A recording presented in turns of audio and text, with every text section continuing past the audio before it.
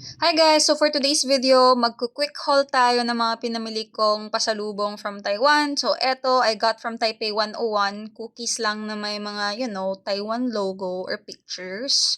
Masarap to guys, pero medyo matigas. So masakit sa ngipin.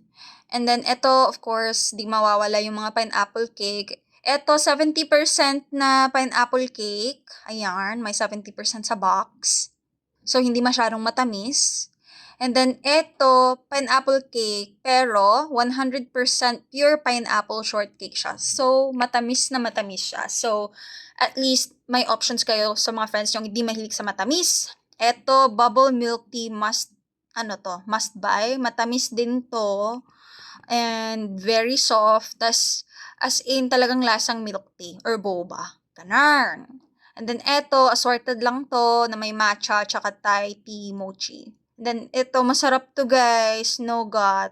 Milk nougat. Ayan. Super sarap.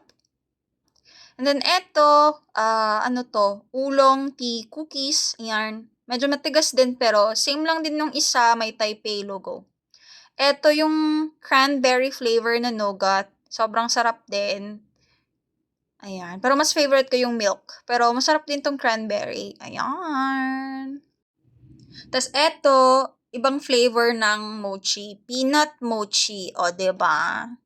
Ayan. And then eto, masarap to guys. Mr. Brown Milk Tea. Ilang beses tong humingi yung isang friend ko kasi daw masarap daw timplahan plus with coffee mate daw. Di ko pa na-try.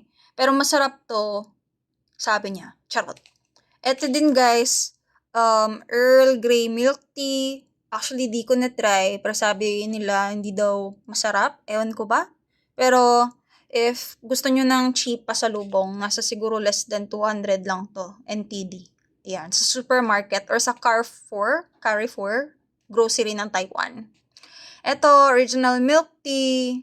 Ready to, timpla. Lagyan mo na lang ng hot water. O, diba? Pack. Ayan. Diba? Next is itong milk puff. Guys, sobrang sarap nito. Must buy. And then, itong strawberry puff din. Must buy. Masarap. Eto guys, nabili ko tong Yufang Food malapit sa Gaomei Wetland. So, parang may store doon na naging stopover siya. Ang daming mga flavors guys. Tas, tiggo 100 NTD ata or 50 NTD. May 50 NTD tsaka may 100 to 150 NTD. So, kung gusto nyo ng cheap na pasalubong, pwede kayong bumili doon. Masarap. Ayan, may chocolate flavor, masarap din to. Actually, dalawa yung binili ko nito, masarap talaga. Ito din, masarap. Actually, masarap lahat. Tapos ito, garbage bag na may scent. So, lavender scent siya. Nice. And then ito, binili ko sa ABC Grand Stage sa Siminding. Nasa mga 5K to. In Philippine peso na guys ha. Maganda siya, nice. Gusto ko itong mga classy look. Ayan. Love it. My first pair. And eto is my first Puma shoes. So, gustong-gusto ko to kasi sobrang gaan. As in, sabaking manok. Charot. Pero, ayun nga, sobrang gaan nito sa paa. Hindi sumakit yung paa ko talaga while wearing. So, pwede to sa matinding lakaran. Training shoes pala to guys, or running shoes. Kaya pala sobrang sarap sa paa. And then eto, another shoes pa rin from Puma. Actually got these two pairs of Puma shoes for 5,000 lang. Kasi naka-sale, so laking tipid ko. Parang naging 2,500 each yung pair. Sobrang affordable talaga dun bumili sa Gloria Outlets. So, ayan. Sobrang ganda. I think dito sa Philippines, nasa 6K to 7K yung Puma pairs. Ayan, sobrang ganda, pang gala talaga or from OTD. And then eto, binili ko sa Siminding, mga nasa 1 NTD ata or 1,300 NTD. Pang pang winter na knee-high boots. Ayan. Sobrang ganda.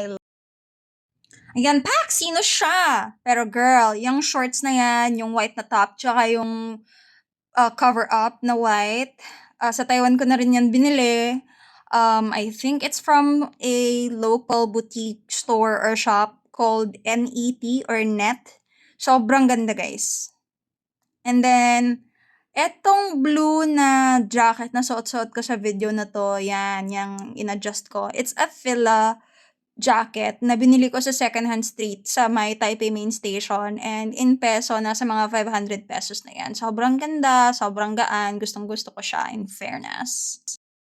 Pak, next item is a Maong romper from a clothing store called 50%.